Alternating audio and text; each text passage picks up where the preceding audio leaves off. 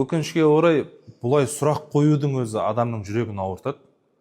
Полиция, дәрігер, мұғалім, еліміздің сондай белді мамандықтарында жүрген адал аға әпке қарындастарымызды, інілерімізді, олар кәпір ме, мұсылман ба деп сұрақ сұраудың өзі жалпы үлкен сын. Кім кәлимасын айтса, ол мұсылман. Осы елдің адал табысынан өзің нанын тауып, бала шағасын асырап, осы елдің игілігі үшін жасап жатқан қызметі олардың адал. Олар толық мұсылмандар. Және де бұл елге қызмет қылу, ол тағуыт басқа дегендер өте діннен адасқан адам бар.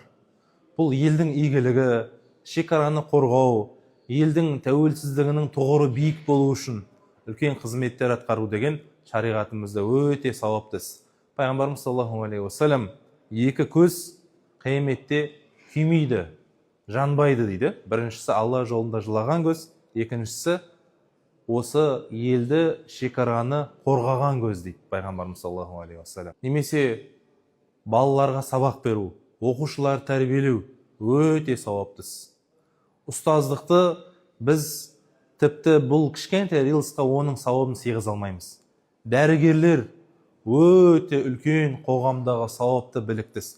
Алла Тағала Құранда Маида сүресінде وَمَنْ أَحْيَاهَا فَكَأَنَّمَا أَحْيَا النَّاسَ جَمِيعًا, кімдеген бір адамды тірілтсе, бүкіл адамзатты тірілткенмен бірдей дейді.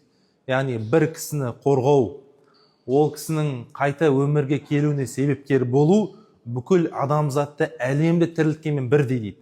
Дәрігердің басындағы тау сауап, оны бізбен сіз санай алмаймыз. Оның сауабын бір ғана Алла өзі біледі. Сол себепті бұндай маман иесі болуға біз жастарды шақырамыз. Және мемлекет тағуыт, конституциямен басқарылатын мемлекетте бұндай айлық алу харам деген сөздердің барлығы 100% адасушылық, ешқандай да шариғаттың нормаларына, принциптеріне, призмаларына сыймайтындығына сәйкес келмейтіндігін басып айтамыз.